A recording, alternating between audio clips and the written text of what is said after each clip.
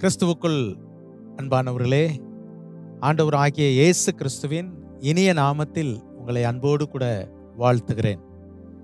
ஆண்டவர் தமது மிகுந்த கிருபையினால் நம்மை கடந்த 3 மாதங்கள் கண்மணி போல காத்தருளினார். ஆண்டவருடைய தயவால், அவருடைய மிகுந்த கிருபையால் இந்த 4வது மாதத்தையும் நாம் சந்திப்பதற்கு கர்த்தர் நமக்கு கிருபை செய்தார். நம்மேல் ஆண்டவர் கொண்டு இருந்த அளவு கடந்த அன்புக்காக நாம் ஆண்டவருக்கு நன்றி செலுத்த கடமைப்பட்டு இருக்கிறோம். நன்றி அறிதல் உள்ளவர்களாய் இருங்கள் என்று சொல்லி ஆண்டவருடைய வார்த்தை நமக்கு சொல்லுகிறது. ஒவ்வொரு நாளும் காலையில் எழுந்து ஆண்டவருக்கு நன்றி செலுத்த நாம் கடமைப்பட்டவர்களாய் இருக்கிறோம்.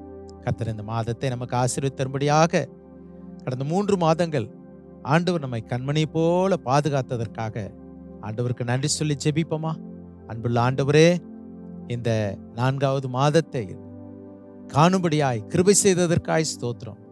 கடந்த 3 மாதங்கள் எங்கள் மேல் அன்பு கொண்டு எங்களுடைய தேவைகள் எல்லாவற்றையும் சந்தித்து எங்களுக்கு சுகத்தையும் பலனையும் கொடுத்து எங்களை காத்தீரே உமக்கு ஸ்தோத்திரம். இந்த மாதத்திலும் கர்த்தர் எங்களோடு கூட இருந்து வழி நடத்துவீராக. பரிபூர்ணம் உண்டாக கிருபை செய்யும். எங்களை தாழ்த்துகிறோம், உம்முடைய நாமத்தை உயர்த்துகிறோம். இயேசுவின் மூலம் ஜெபம் கேளும் எங்கள் ஜீவனுள்ள நேச பிதாவே, ஆமென். அருமையானவர்களே, இந்த நாளிலே நாம் தியானிக்கும்படியாக எடுத்துக்கொண்ட வசனம், இந்த மாதத்திற்கு அது நமக்கு ஒரு வாக்குத்தத்தமாய், இந்த மாதத்திற்கு மாத்திரமல்ல, எப்பொழுதெல்லாம் நாம் ஒரு வார்த்தையை நாம் வாக்குத்தத்தமாய் எடுத்துக்கொள்கிறோமோ அந்த நாளிலிருந்து நாம் கடைசி வரை அதை நாம் வாக்குத்தத்தமாகவே எடுத்துக்கொள்ள வேண்டும். கர்த்தருக்கு மகிமை உண்டாவதாக. 92ஆம் சங்கீதம், 92ஆம் சங்கீதத்திலே 10வது வசனம், என் கொம்பை காண்டாமிருகத்தின் கொம்பை போல உயர்த்துவீர். இந்த மாதத்திலே ஆண்டவர் நமக்கு கொடுக்கிற ஒரு வார்த்தை, உயர்த்துவீர், உயர்த்துவீர். ஆமென், ஹல்லேலூயா. அருமையானவர்களே, நம்முடைய தேவன் நம்மை உயர்த்துகிற ஆண்டவர், நம்மை தாழ்மைப்படுத்துகிறவர் அல்ல, கீழாக்குகிறவர் அல்ல. அவர் நம்மை மேலாக்குகிற தேவன், உயர்த்துகிற தேவன். இந்த 92ஆம் சங்கீதத்தை எழுதியவர் யார் என்று குறிப்பிடப்படாவிட்டாலும் தாவீது தான் இதை எழுதினார் என்று சொல்லி சரித்திர ஆராய்ச்சியாளர்கள் சொல்லுகிறார்கள். காரணம், இதிலே 10 நரம்பு வீணை, தம்புரு போன்ற இந்த காரியங்களினால் நான் துதிப்பேன் என்று சொல்லுகிறதை பார்க்கும் பொழுது தாவீது இதை தன்னுடைய வாழ்க்கையிலே அதை பழக்கமாக கொண்டிருந்தார். எனவே இது தாவீதால் எழுதப்பட்ட சங்கீதம் என்பதை ஆராய்ச்சியாளர்கள், வேத ஆராய்ச்சியாளர்கள் கூறுகிறார்கள். ஆண்டவருக்கு மகிமை உண்டாவதாக. இந்த இடத்துல இவர் எழுதுகிறார், என் கொம்பை காண்டாமிருகத்தின் கொம்பை போல உயர்த்துவேர். அருமையானவர்களே, யாருக்கு இந்த ஆசீர்வாதம் அப்படி என்று சொன்னால் 2 காரியங்களை முதலாவது நான் உங்களுக்கு சொல்ல விரும்புகிறேன். ஒன்று, முதல் 2 வசனங்களை நாம் வாசிக்கும் பொழுது கர்த்தரை துதிப்பதும், உன்னதமானவரே உம்முடைய நாமத்தை கீர்த்தனம் பண்ணுவதும், 10 நரம்பு வீணையினாலும் தம்புருவினாலும் தியானத்தோடு வாசிக்கும் சுரமண்டலத்தினாலும் காலையிலே உமது கிருபையை, உம்முடைய சத்தியத்தை அறிவிப்பது நலமாயிருக்கும் என்று எழுதுகிறார். அப்படி என்றால் இந்த 3 வசனங்களின் அடிப்படையில் பார்க்கும் பொழுது காலையில் எழுந்து கர்த்தரை துதிக்கிறவர்களை கர்த்தர் உயர்த்துகிறார். அதுதான் அதனுடைய ரகசியம். யாரெல்லாம் காலையில் எழுந்து கர்த்தரை துதிக்கிறார்களோ, புகழ்கிறார்களோ, பாடுகிறார்களோ, அவருடைய கிருபையை உணர்கிறார்களோ, அவர்களை கர்த்தர் உயர்த்துகிறார். அதுதான் இந்த சங்கீதத்தின் ரகசியம், இந்த உயர்த்துகிறதின் ரகசியம். 2வது, யாரை உயர்த்துகிறார் என்று சொல்லி பார்க்கும் பொழுது 6ஆம் வசனம், மிருக குணமுள்ள மனுஷன் அதை அறியான், மூடன் அதை உணரான். அப்படி என்றால் உணர்கிற மனிதர்களை கர்த்தர் உயர்த்துகிறார். சிலர் ஆண்டவருடைய கிரியைகளை, ஆண்டவருடைய அதிசயங்களை, அவருடைய மகத்துவங்களை உணர்வதே இல்லை. உணராதவர்களை எப்படி உயர்த்த முடியும்? யோசித்து பாருங்கள். அப்போ அவர்களுக்கு பெயர் மிருக குணமுள்ள மனுஷன். அப்போ அந்த உணர்வில்லாத அந்த மனிதர்களை ஆண்டவர் உயர்த்த முடியாது. நம்முடைய வாழ்க்கையிலே நமக்கு ஒரு உணர்வு இருக்க வேண்டும். உணர்வற்ற கிறிஸ்தவர்களாய், உணர்வற்ற தேவனுடைய பிள்ளைகளாய் நாம் வாழக்கூடாது. நாம் உணர்ந்து கொள்ள வேண்டியது அவசியமாக இருக்கிறது. அப்போ யாரெல்லாம் கர்த்தருடைய செயல்களை 4ஆம் வசனத்திலே நான் வாசிக்கும் பொழுது, கர்த்தாவே உம்முடைய செய்கைகளினால் என்னை மகிழ்ச்சி ஆக்கினீர், உமது கரத்தின் கிரியைகள் நிமித்தம் ஆனந்த சத்தம் இடுவேன். ஆண்டவருடைய செய்கையினால் ஆண்டவர் நம்மை ஒவ்வொரு நாளும் மகிழ்ச்சியாக்குகிறார். இதை உணர்கிற மனிதர்களை கர்த்தர் உயர்த்துகிறார். மிருக குணமுள்ள மனுஷன் அதை உணர மாட்டான். அதை உணர்கிற மனிதனை தான் தேவன் உயர்த்துகிறார் என்று சொல்லி பார்க்கிறோம். கர்த்தருக்கு மகிமை உண்டாவதாக. கர்த்தர் ஒரு மனிதனை உயர்த்த வேண்டும் என்றால் யாரையெல்லாம் கர்த்தர் உயர்த்துகிறார் என்று முதலாவது நாம் சிந்திக்கலாம். வேதத்தின் அடிப்படையில் நாம் பார்க்கும் பொழுது, தானியேலின் புஸ்தகம் 5ஆம் அதிகாரம் 19ஆம் வசனம், தானியேல் 5ஆம் அதிகாரம் 19ஆம் வசனத்திலே இவ்விதமாய் எழுதப்பட்டு இருக்கிறது. நான் உங்களுக்கு அதை வாசிக்கிறேன். அவருக்கு கொடுக்கப்பட்ட மகத்துவத்தினாலே சகல ஜனங்களும் ஜாதியாரும் பாஷைக்காரரும் அவருக்கு முன்பாக நடுங்கி பயந்திருந்தார்கள்.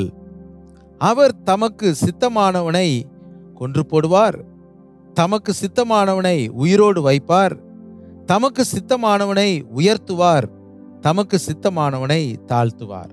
இந்த வசனத்திலே நாம் பார்க்கும் பொழுது தமக்கு சித்தமானவனை உயர்த்துகிறார். என்னுடைய செய்தியின் தலைப்பு உயர்த்துகிறார் என்பதுதான். யாரை உயர்த்துகிறார்? ஆண்டவருக்கு சித்தமானவன்.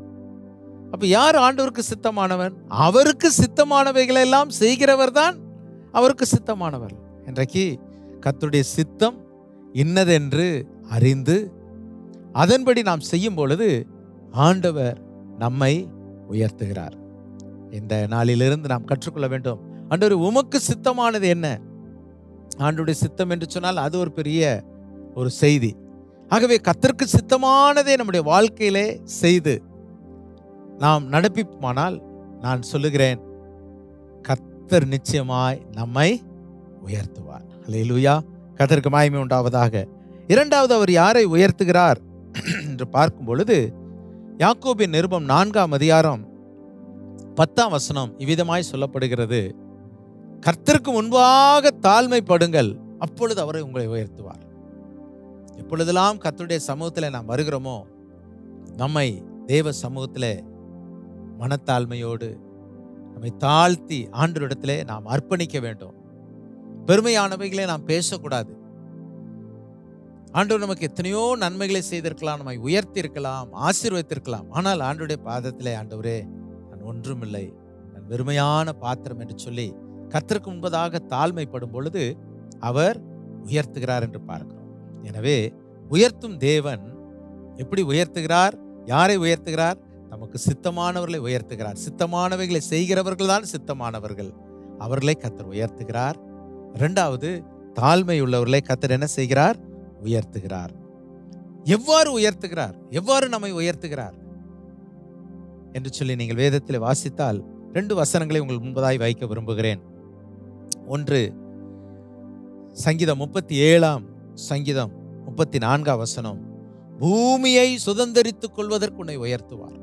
ஆண்டவர் ஒரு மனிதனை உயர்த்த ஆரம்பித்து விட்டால் பூமியை சுதந்தரிக்கிற அளவுக்கு அதுக்கு எல்லையே இல்லை. அந்த அளவுக்கு தேவன் ஒரு மனிதனை உயர்த்த முடியும். ஒருவேளை இந்த வார்த்தைகளை கேட்டுக்கொண்டு இருக்கிற உங்களோடு கூட கர்த்தர் பேசுகிறார். ஐயோ, நான் ஒரு சின்ன காணி நிலம் கூட இல்லையே அப்படின்னு நீங்க நினைக்கலாம். இந்த காரியங்களை நீங்கள் செய்து பாருங்கள், உங்களுடைய வாழ்க்கையில் இதெல்லாம் நடக்கும். எத்தனையோ சாட்சிகளை நாம் கேட்டிருக்கிறோம். ஒன்றுக்கும் அதற்கு நாங்கள் நினைத்து கூட பார்க்காத காரியங்களை கர்த்தர் எங்களுக்கு தந்தார், சுதந்தரிக்க கிருபை தந்தார் என்று சொல்லி எத்தனையோ கோடிக்கணக்கான சாட்சிகளை சபைகளிலே பலவிதமான தேவனுடைய பிள்ளைகள் சொல்லி இருக்கிறதை நாம் கேட்டிருக்கிறோம். ஆகவே அருமையானவர்களே, பூமியை சுதந்தரித்துக் கொள்வதற்கு நம்மை உயர்த்துகிறார். சங்கீதம் 27:5, தீங்கு நாளிலே தம்முடைய கூடார மறைவில் வைத்து என்னை கன்மலையின் மேல் உயர்த்துகிறார். கன்மலையிலே நமக்கு எந்த விதமான சேதங்கள் வராது. சேதம் வராதபடிக்கு கன்மலையிலே அல்லது கன்மலையின் மறைவிலே, யார் அந்த கன்மலை? ஆண்டவர். அவ்விதமாய் நம்மை உயர்த்துவார் என்று சொல்லி பார்க்கிறோம். கர்த்தருக்கு ஸ்தோத்திரம் உண்டாவதாக. எனவே அருமையானவர்களே, இந்த உயர்வு குறித்து சொல்லும் பொழுது இந்த இடத்துல இந்த ஆக்கியோன், இந்த சங்கீதத்தை எழுதுகிறவர் ஒரு மிருகத்தை கொண்டு வருகிறார். அனிமல்ஸ்ல மிருகம் என்ற பெயர், ஒரே ஒரு மிருகம் இந்த காண்டா மிருகம் தான்.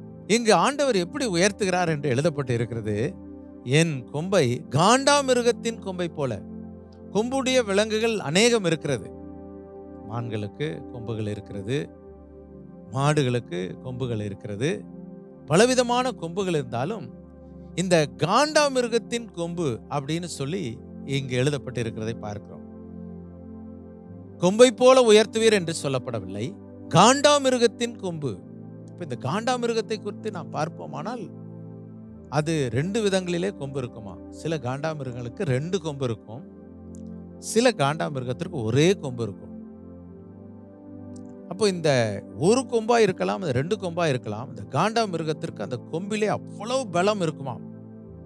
அந்த பலத்திற்கு முன்பதாக இருக்க முடியாது, யாரும் நிற்கவே முடியாது. ஆகவே அந்த காண்டா மிருகத்திற்குரிய பலன் அல்லது அந்த பவர் ஆண்டவர் நமக்கு கொடுத்து நம்மை உயர்த்துகிறார்.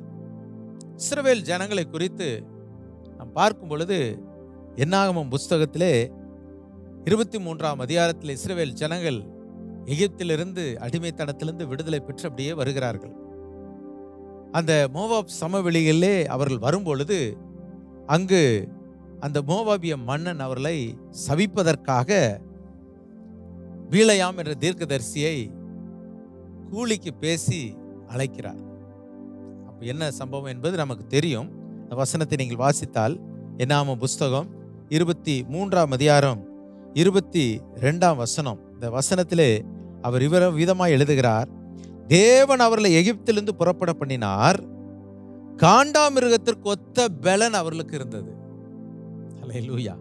தேவனுடைய ஜனங்களை குறித்து சொல்லுகிற வார்த்தை சாதாரண பலன் அல்ல, மிருகங்களிலேயே அதிக பலன் உடைய இந்த காண்டா மிருகத்திற்கு ஒத்த பலன் அவர்களுக்கு இருக்கிறதா.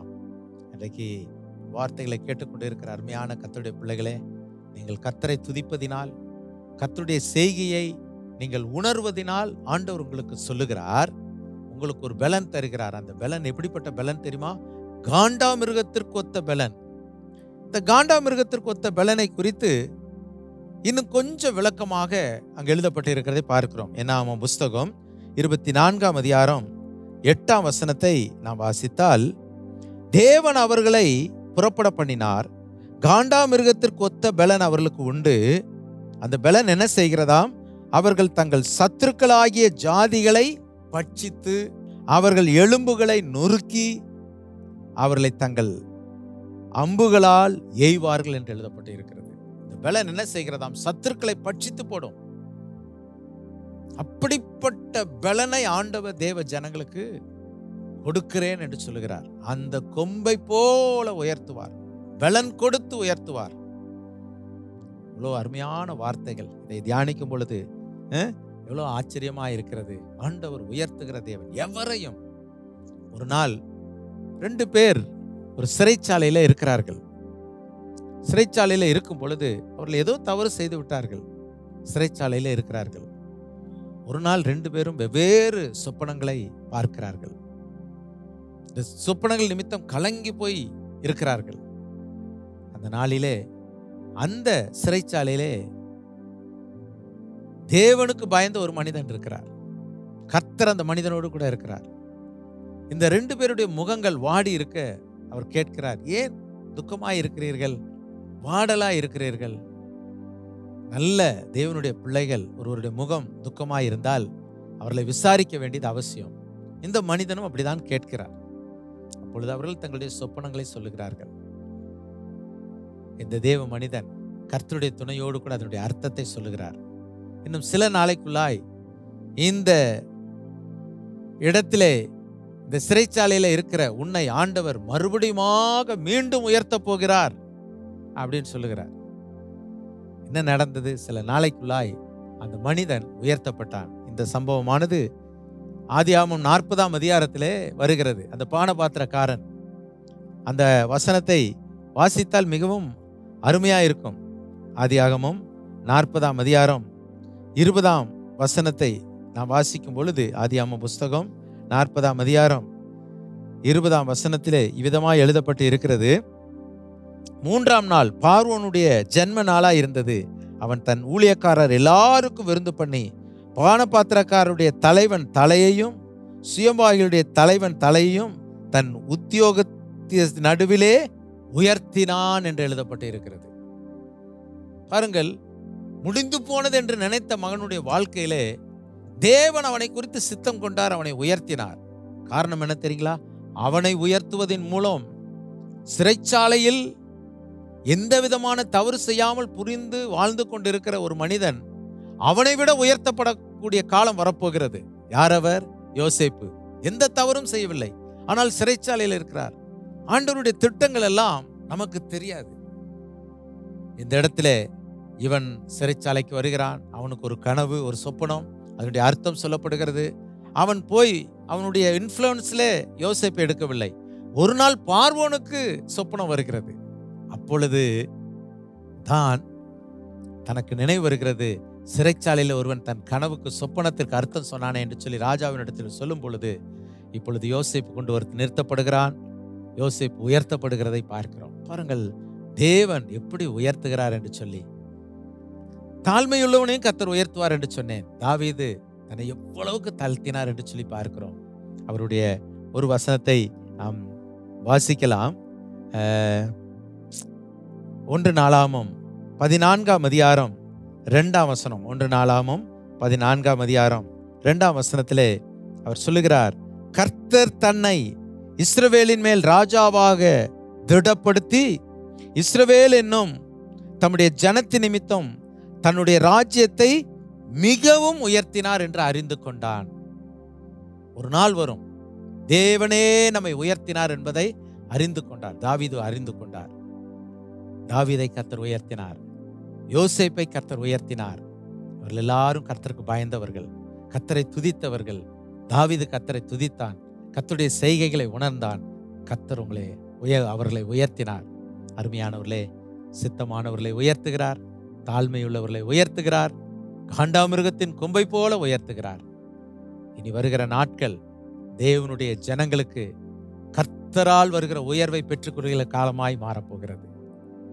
ஏசாயா 58ஆம் அதிகாரம் கடைசி வசனம் அவைதானே, பூமியின் உயர்ந்த இடங்களில் உன்னை ஏறி இருக்க பண்ணுவேன். இந்த உயர்வுகளை கர்த்தர் நம்ம எல்லாருக்கும் தந்து இப்ப இருக்கிறதை விட இன்னும் கர்த்தர் உயர்த்தி நம் அனைவரையும் ஆசீர்வதிப்பாராக. கர்த்தர் உங்களோடு கூட இருந்து தமது கிரியையை செய்வாராக, விளங்க பண்ணுவாராக. கண்களை மூடி ஜெபிப்போம். அன்புள்ள ஆண்டவரே, எங்களை உயர்த்துவீர் என்ற தலைப்பில் நாங்கள் இந்த நாளிலே நீர் கொடுத்த வார்த்தைகளை தியானித்திருக்கிறோம்.